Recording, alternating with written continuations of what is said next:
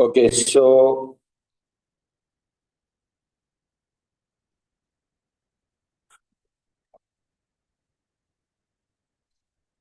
let's continue with the half cells.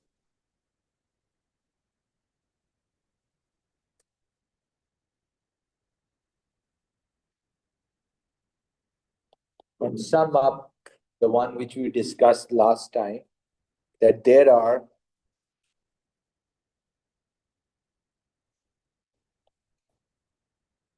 three types of half cells.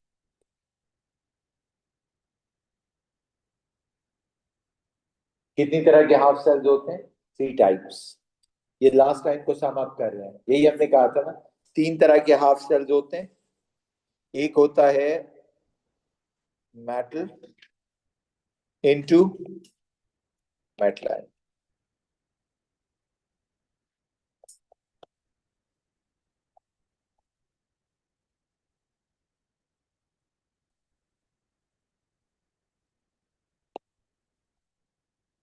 Metal into metal ion half cell. जैसे अगर मैं zinc metal को लेके एक ZnSO4 aqueous में डाल दूं,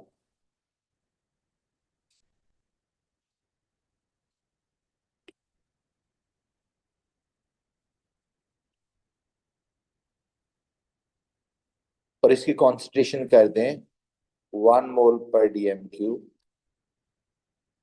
25 डिग्री सेल्सियस टेम्परेचर. ये कौन सा हाफ सेल बन गया? Metal into metal ion. अब इसमें दो चीजें हैं. इसमें याद रखिए, जिंक जो है वो इलेक्ट्रोड एक्ट करता है हाफ सेल में. तो जिंक मेटल क्या है? इलेक्ट्रोड है. और ZnSO4 एक्वस जिसकी कॉन्सेंट्रेशन कितनी है? 1 मोल पर DM³ 25 डिग्री, इसे इलेक्ट्रोलाइट कहते हैं.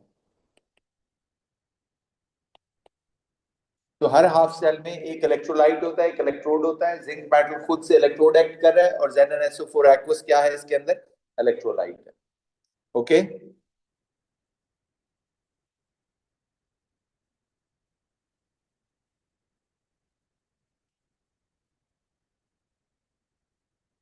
और जब आप इसको लिखते हैं तो किस तरह लिखते हैं? तो देखें, Zn2 positive slash Zn half cell, ये इसके लिखने का तरीका है. इसे क्या कहते हैं? Zn2 positive slash Zn half cell. और इसके अंदर जो इलेक्ट्रोड पोटेंशियल जनरेट होता है उसकी जो इक्वेशन है वो ये है: Zn2 positive plus 2 electron gives us Zn. Okay.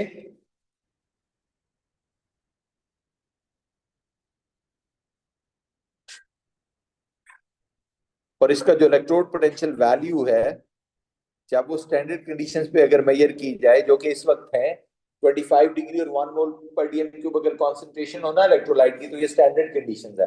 वो जो मेजर की गई है वो -0.76 वोल्ट है. कैसे मेजर की, मैं अभी थोड़ी देर में बताता हूँ. ये पहली टाइप है. इसी तरह एक और हमने किया था, which was copper slash Cu half cell.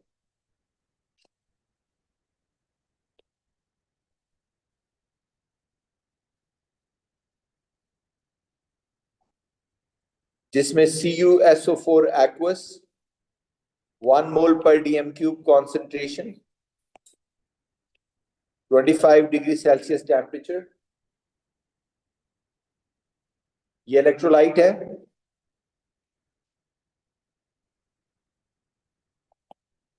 और कॉपर मेटल जो है वो इलेक्ट्रोड है.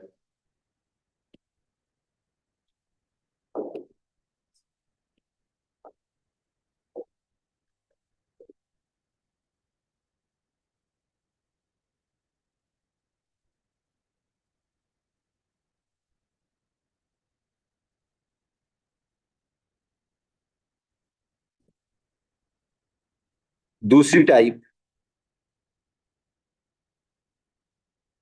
Non metal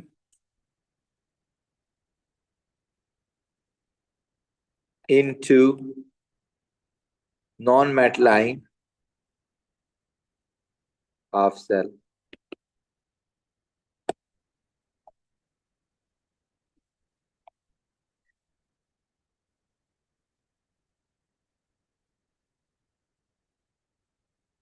non metal into non metal ion half cell. इधर देखें,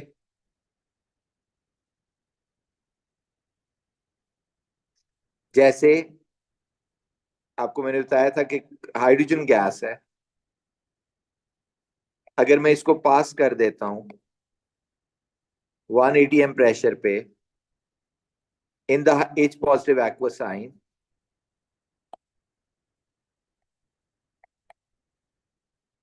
1 मोल पर DM cube, 25 degree Celsius temperature. Okay, लेकिन इसमें आपको बताया था कि कैरी करने के लिए अलग से क्या लगाना पड़ता है, प्लैटिनम इलेक्ट्रोड। तो अगर आप इसमें देखें तो आप कहते हैं इसमें प्लैटिनम इलेक्ट्रोड होगा और 1 मोल पर डीएम क्यूब ये इलेक्ट्रोलाइट होगा। और इसको लिखेंगे कैसे, Cl2 plus 2Cl negative ion half cell, non metal into sorry Cl2 कह रहा हूं, H2 slash 2H positive ion, 2H positive ion slash H2 half cell. Okay, इसी तरह एक दूसरा हमने बिल्कुल सेम किया था, वो था Cl2 slash 2Cl negative half cell. उसमें प्लैटिनम इलेक्ट्रोड होगा अगेन, और 1 मोल पर डीएम क्यूब कोई भी ऐसा जिसमें क्लोराइड आयन हो, HCl एक्वस ही ले लेते हैं, वो इलेक्ट्रोलाइट होगा। और वो भी एक गैस है तो ग्लास जैकेट से ही पास करनी होगी।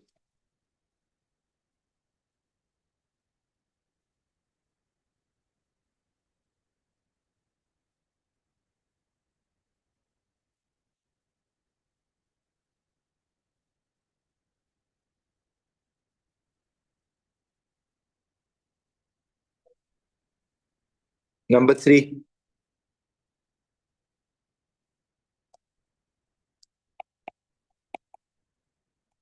डिफरेंट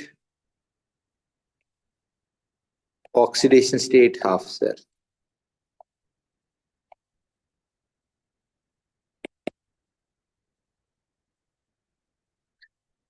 जैसे आपको याद होगा Fe3 positive slash Fe2 positive half cell होता है।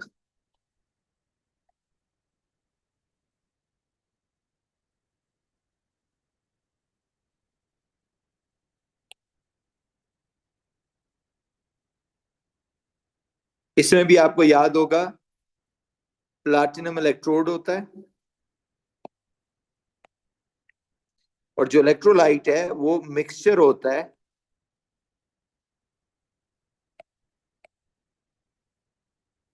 Equal concentration of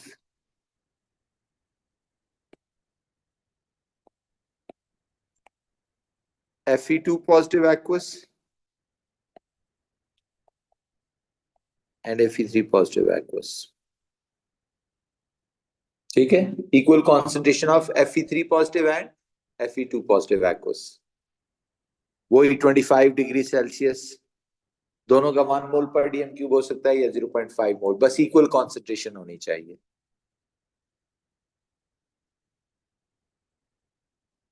These are the 3 different types of half cells, right? Clear होगी बात?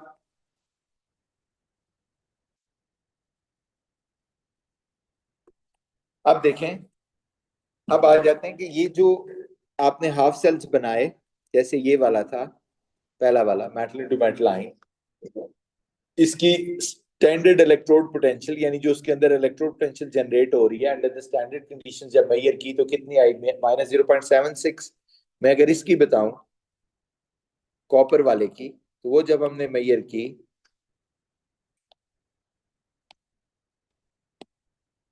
वो आ गई standard electrode potential inside this half cell is plus 0.34। इसी तरह जब हमने इसकी मेजर की Cl2 + 2 electron gives us 2Cl negative, and E naught electrode is equal to minus plus 1.36.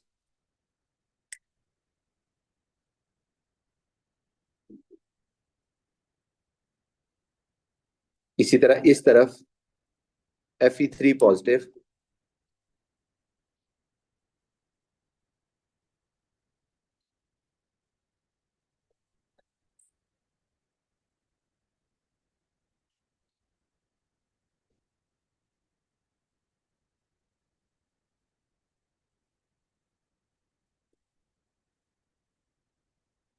E naught is what? E naught electrode is equal to plus 0.77 volt.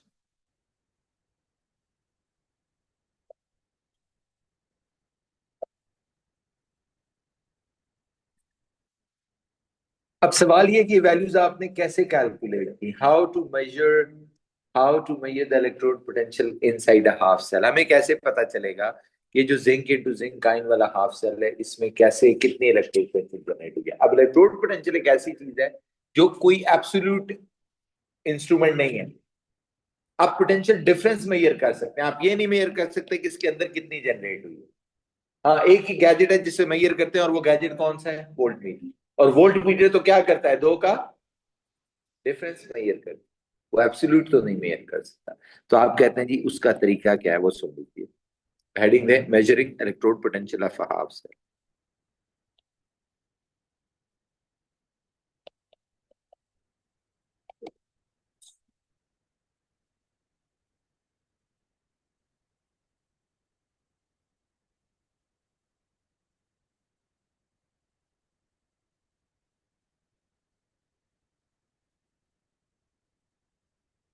एक half cell का electrode potential कैसे measure होता है?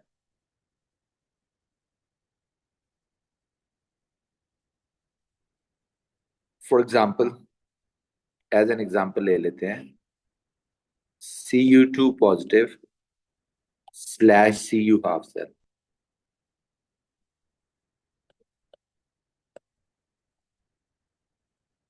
इसकी आपको electrode potential major करनी है। आप कहते हैं जी इसका और कोई तरीका नहीं। अब हमने तरीका क्या ढूंढा है, सुनो।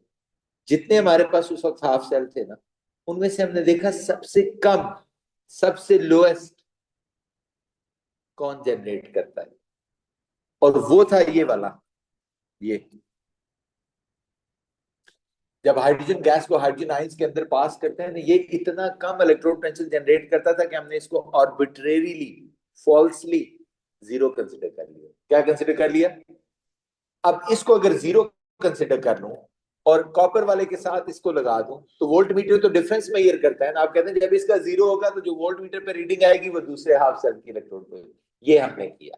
समझ आ रही बात? सो हमने किया ये कि after a very careful diligence हमने ये देख लिया कि कौन सा हाफ सेल सबसे कम इलेक्ट्रोड पोटेंशियल जनरेट करता है। ठीक है, उसको फिर हमने ले लिया। राइट, तो लिखिए जरा, in order to measure the electrode potential of a half cell,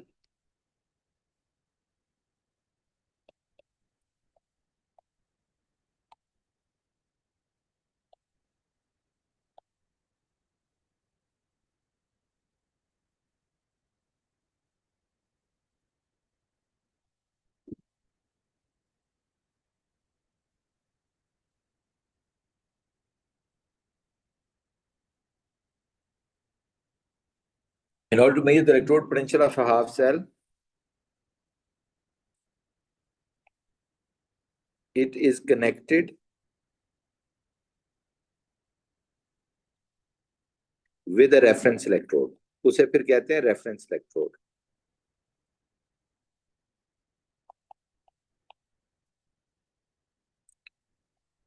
The reference electrode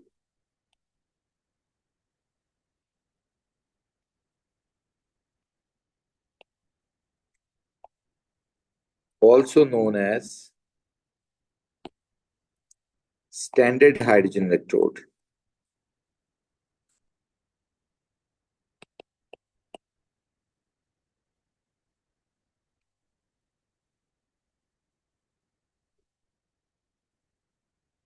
its electrode potential value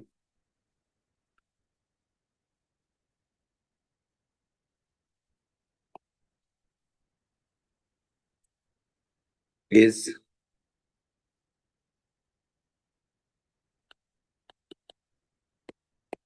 arbitrarily considered zero.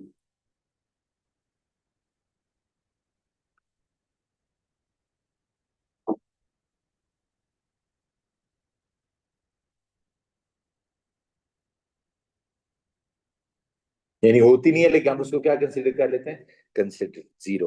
अब देखें कैसे। अब देखो,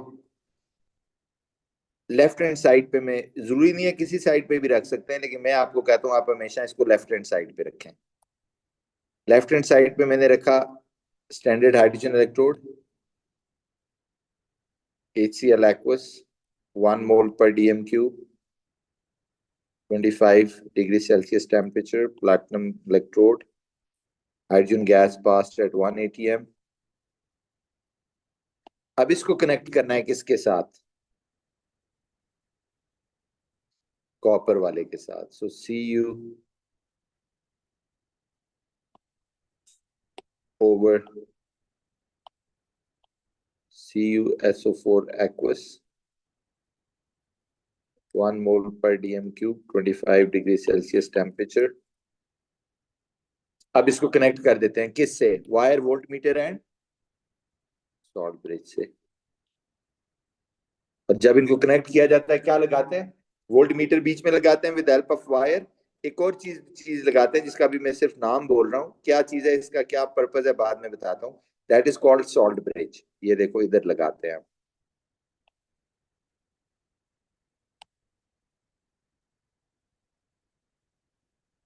this is a salt bridge.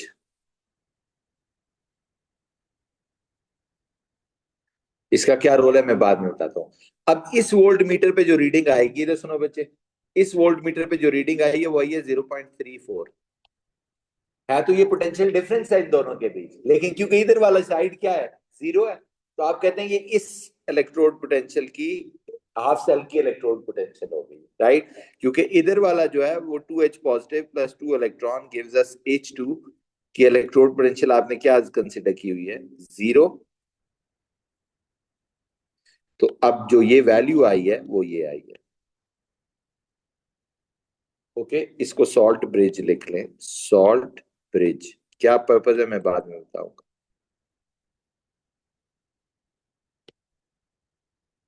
और ई नॉट आ गई +0.34।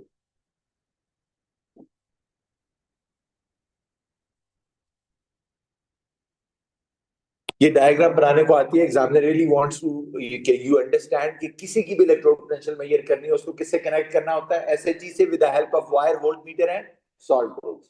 ठीक है, इसलिए जब आप इसकी डेफिनेशन भी देखते हैं वो क्या देखते हैं, वो देखें, it is a potential difference. यानी अगर कोई हमसे पूछे what is a standard electrode potential की डेफिनेशन, तो देखें क्या है स्टैंडर्ड इलेक्ट्रोड पोटेंशियल,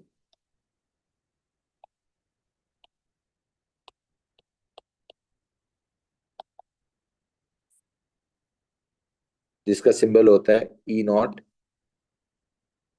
इलेक्ट्रोड। तो आप कहते हैं it is potential difference,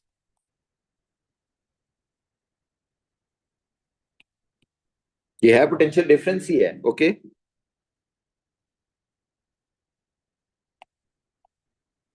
generated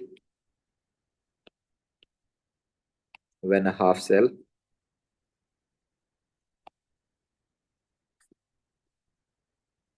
is connected with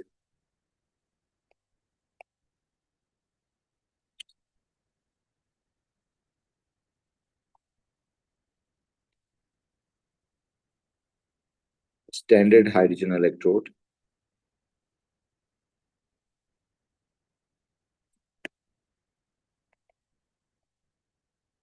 under the standard condition।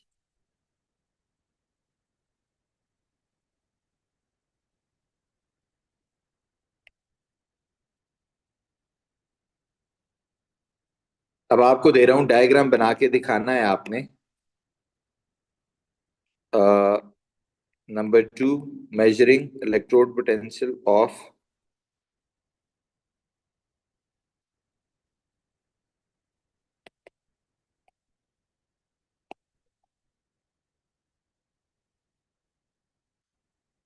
measuring electrode potential of number one, नहीं A part, Cu2 positive slash Cu half cell, और बी पार्ट,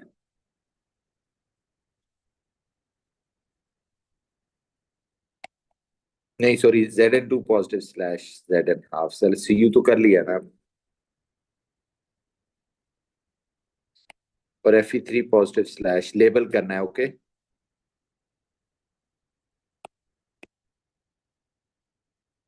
डायग्राम बना के इन दो half cell की electrode potential major करनी है। दोनों को बारी बारी किससे कनेक्ट करना होगा, और स्टैंडर्ड हाइड्रोजन इलेक्ट्रोड को लेफ्ट साइड पे रखें, इसको right hand wire voltmeter salt bridge से कनेक्ट करें। इसकी वैल्यू मैं बता देता हूँ, -0.76, तो इसकी इक्वेशन लिखें, और इसकी वैल्यू मैं बता देता हूँ +0.77, तो दोनों की इक्वेशन लिख के ये इलेक्ट्रोड पोटेंशियल जो वोल्टमीटर पे आएगा, लेकिन लेबल करना है डायग्राम को।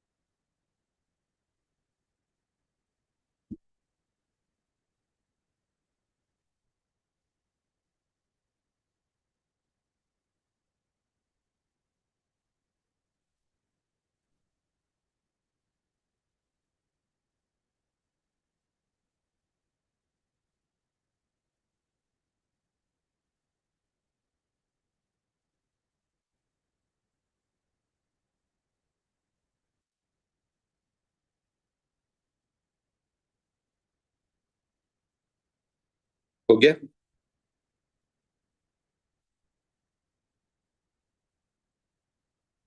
दोनों की भी डायग्राम बनाना है। ओके,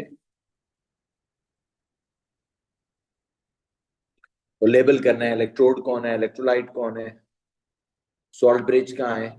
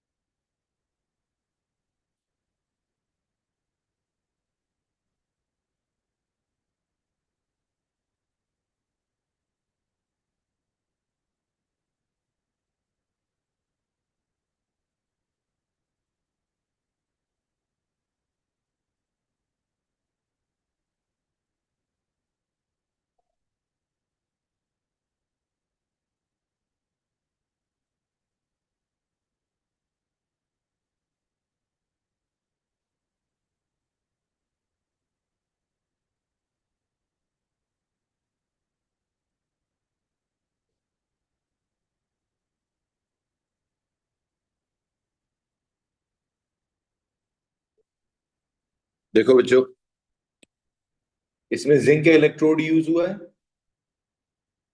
नीचे ZnSO4 एक्वस है जिसकी कॉन्सेंट्रेशन 1 मोल पर डीएम क्यूब है।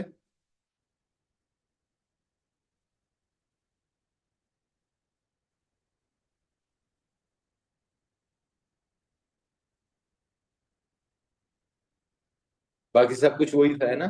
ओके, दूसरा वाला ड्रॉ करें।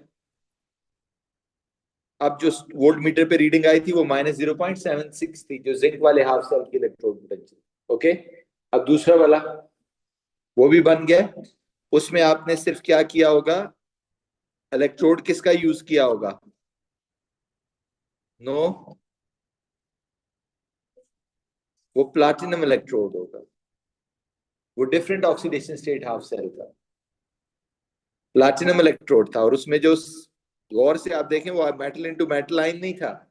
उसमें जो इलेक्ट्रोलाइट था वो भी डिफरेंट था। आपने शायद FeSO4 यूज कर लिया हो। वो Fe2 पॉजिटिव और Fe3 पॉजिटिव एक्वस का मिक्सचर था, इक्वल कॉन्सेंट्रेशन।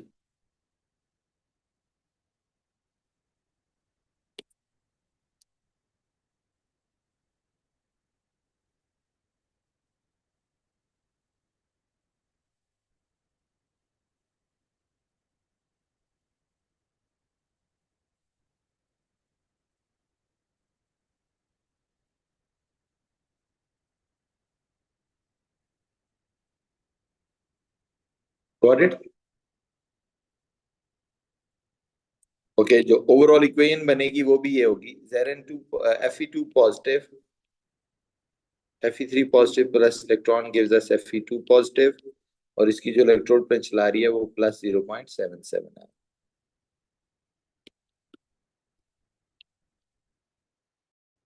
यहाँ पे आ गई +0.77 वोल्ट।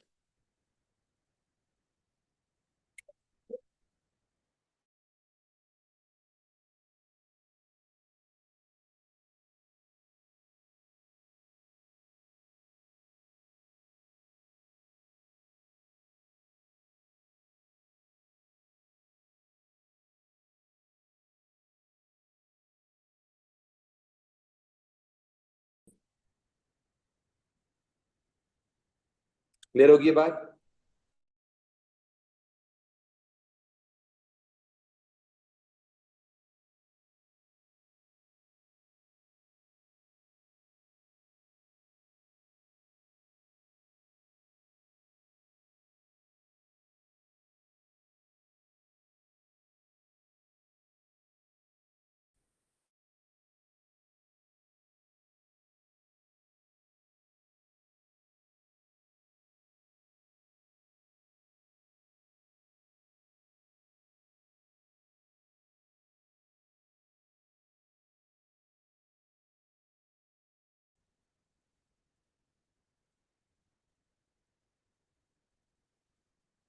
देखो बच्चों, when two half cells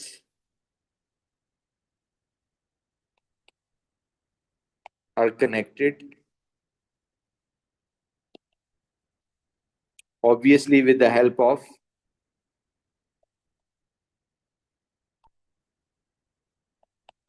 wire, voltmeter and salt bridge, an electrochemical cell is constructed.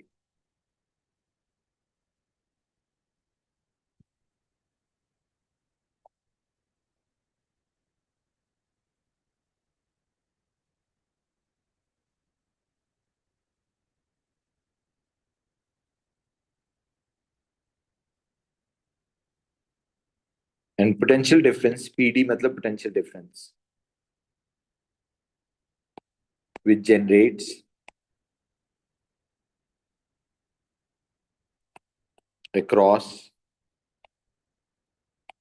is known as standard cell potential. अब उसे आप स्टैंडर्ड सेल पोटेंशियल कहते हैं, जैसे E0 ऑफ सेल है।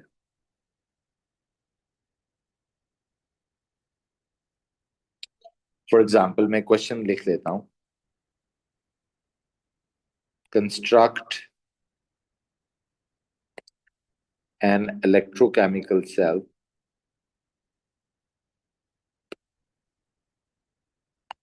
between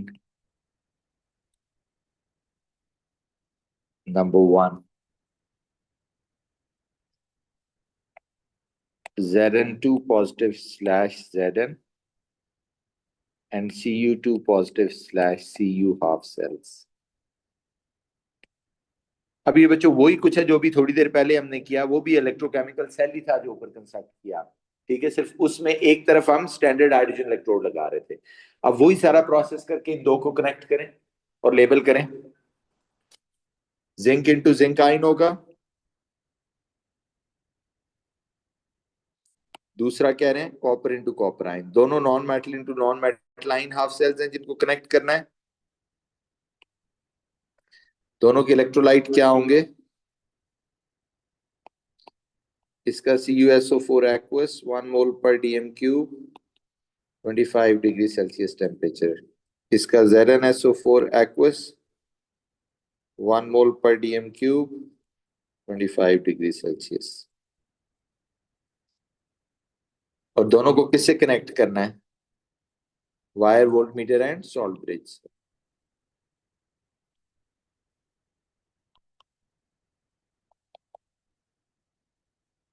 और एक इलेक्ट्रोकेमिकल सेल कंस्ट्रक्ट हो गया। ओके, अब बच्चों उधर भी मैंने नहीं बताया क्योंकि इधर बताना था।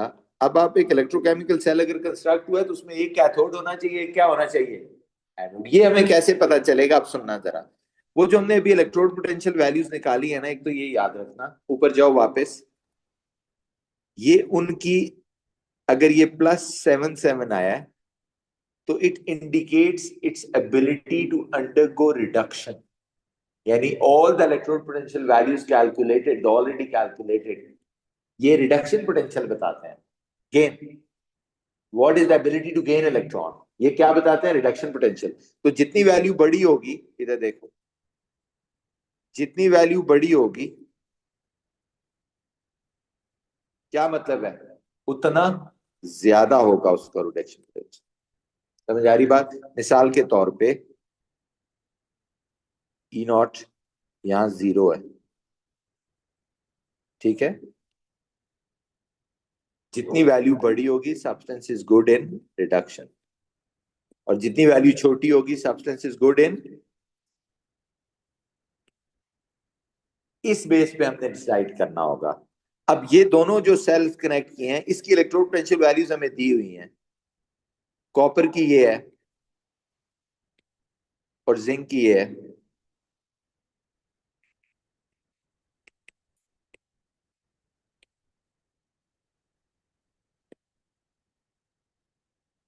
अब बताएं इनमें से कौन अच्छा है इन रिडक्शन, कौन अच्छा है इन ऑक्सीडेशन। आप कहते हैं ये वैल्यू प्लस है, बड़ी है, ये वैल्यू छोटी है, तो किसकी रिडक्शन होगी, ऊपर वाले की। और सुनो, मैंने शुरू में बताया था रिडक्शन किस डायरेक्शन में हो रही है, फॉरवर्ड में हो रही है ना। तो आप कह रहे हैं रिडक्शन इस कॉपर आयन की होगी, किसकी होगी, कॉपर आयन। ये, और जिसकी रिडक्शन होती है वो ऑक्सीडाइजिंग एजेंट होता है। और इसमें ऑक्सीडेशन किधर हो रही होती है, बैकवर्ड। और इसका मतलब ऑक्सीडेशन किसकी होगी, जिंक की होगी, ठीक है, जिंक आयन की नहीं होगी। और वो कौन सा एजेंट है, राइट। तो आप कहते हैं जी ये तो मुझे पता चल गया। अब सुने कि इस वाली साइड पे जिंक की होगी ऑक्सीडेशन, कॉपर की होगी रिडक्शन। ये हमें ओ लेवल से आता है कि जिसकी रिडक्शन होती है उसे कैथोड कहते हैं, और जिसकी ऑक्सीडेशन होती है उसे क्या बुलाते हैं, एनोड। इस वाले सेल में जो कैथोड होता है वो बच्चों पॉजिटिव होता है, ऑपोजिट है, ओके। और एनोड क्या होता है, नेगेटिव होता है, ठीक है। इसका मतलब है कि हमें इलेक्ट्रॉन इधर से इधर फ्लो करेंगे,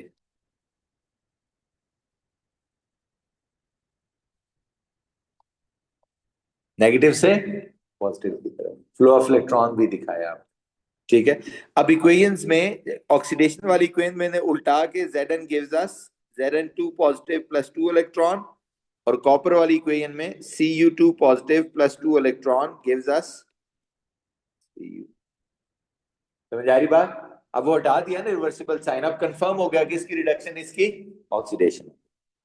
अब आ जाते हैं तो अच्छा, इलेक्ट्रॉन अगर फ्लो कर रहे हैं तो पोटेंशियल डिफरेंस होगा, तो फ्लो कर रहे हैं ना, वो पोटेंशियल डिफरेंस कितना है वो कौन नोट करता है? वो वोल्ट मीटर नोट करता है। यहां आपका एक रीडिंग आएगी सपोज 1.10 वोल्ट, तो ये क्या है? उसका पोटेंशियल डिफरेंस जो यहाँ जनरेट हो रहा है। फिजिकली उसने नोट किया, लेकिन थ्योरेटिकली कैसे कैलकुलेट करना है उसका एक फॉर्मूला है। इधर देखो, E nought of cell is equal to what? E nought of reduction minus E nought of oxidation. Reduction किसकी हुई है? प्लस 0.34 माइनस माइनस 0.76, कितना बना देखो? Plus 1.10 volt. इसे स्टैंडर्ड सेल पोटेंशियल कहते हैं। क्या कहते हैं इसे? Standard cell. फिर वो आखिरी चीज पूछता है, ये तो होगी cell potential, standard cell potential. वो आखिरी पूछता है what is the overall equation. आपने इन दोनों को ऐड कर देना। इधर देखो, इसको दोनों इक्वेशंस को ऐड करते हैं तो कहता है overall equation for this electrochemical cell क्या है? वो ये होगी। यस, बस अगर ना होते तो बैलेंस कर लेते इलेक्ट्रॉन्स, अभी तो ऑलरेडी बैलेंस्ड है, वो कैंसिल आउट हो जाएंगे। Zn plus Cu2 positive gives us what? Plus Cu. So this is the overall equation.